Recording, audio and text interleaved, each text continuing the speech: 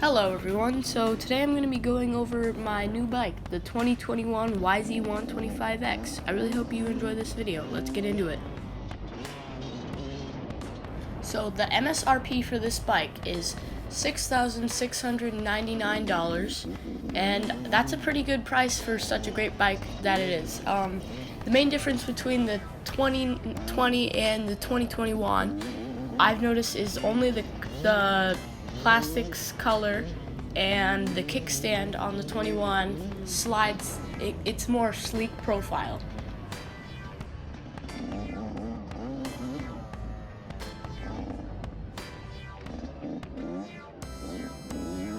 So the main difference between the regular yz125 and the X is it has a different piston head, which gives it more linear power.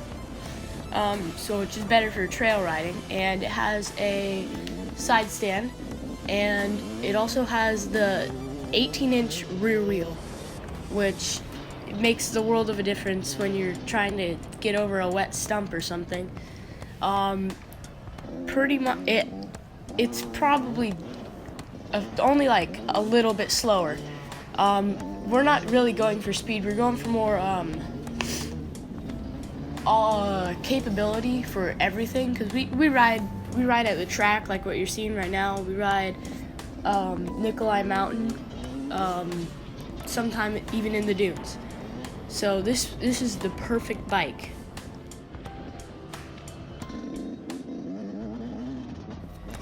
And for mods, what we have, the only thing we've put on the bike so far is the bark busters. We ordered a seat from Seat Concepts about a month ago. It still hasn't got here, but it's a 1-inch lower seat. I'm gonna order pretty soon a FMF turbine core 2.1. It comes with a spark arrestor so we can ride in the woods legally. And later on, I will put a FMF fatty for the expansion chamber. I've had that in the past. It's really good.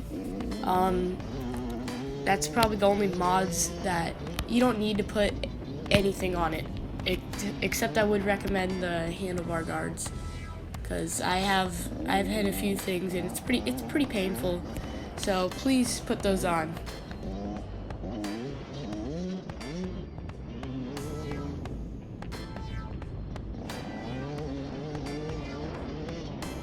So now I'm going to go over some pros and cons of this bike. So the pros, it's got the 18-inch rear wheel, it's got the kickstand, it's got the piston head, it's pretty fast. It's probably the most perfect all-around bike other than like a KTM that you can get a lot cheaper too. Pretty still expensive, but it's one of the cheapest 125s out there, built for this kind of riding. The cons, the only one I found yet is it's pretty tall, okay? It's 37.6 inches. That's the seat height. I'm about 5'4", and I can start it and get going, but it's a big struggle. I can't put 2 feet down. So if you're any shorter than me, I would recommend a smaller bike like a KX100, but it's one of the best all-around bikes out there.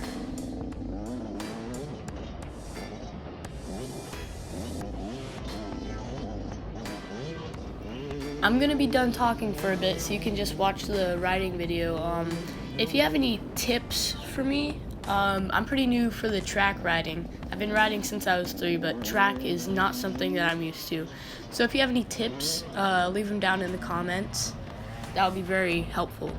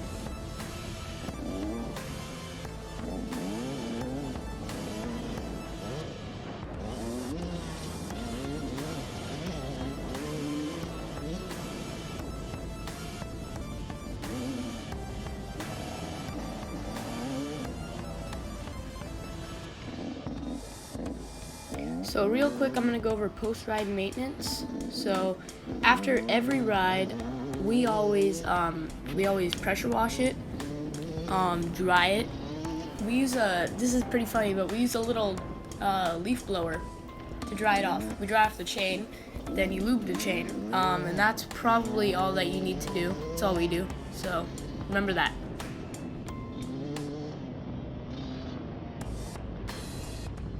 Thank you guys so much for watching. It really helps my channel. Don't forget to like, subscribe, and comment anything that you want to see, questions.